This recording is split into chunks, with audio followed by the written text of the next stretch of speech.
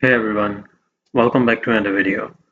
So in this video we'll compare luxury house flipping with affordable rentals and which one makes investors more money. So let's get right into it.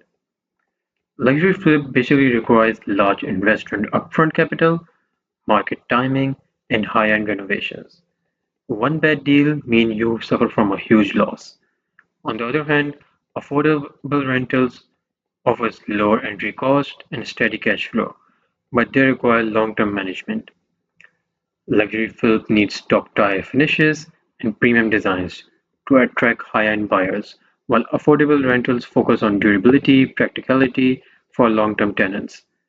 The flipping market is riskier while the tenants provide steady income with fewer surprises.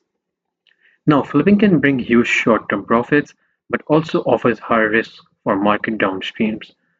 Affordable rentals generate consistent passive income and benefit from property appreciation over time. Now, if we talk about cost and monetization, luxury requires flip investments and renovations, permits, holding costs, while affordable rentals have lower maintenance and ongoing expenses like property repairs and management can be a downside.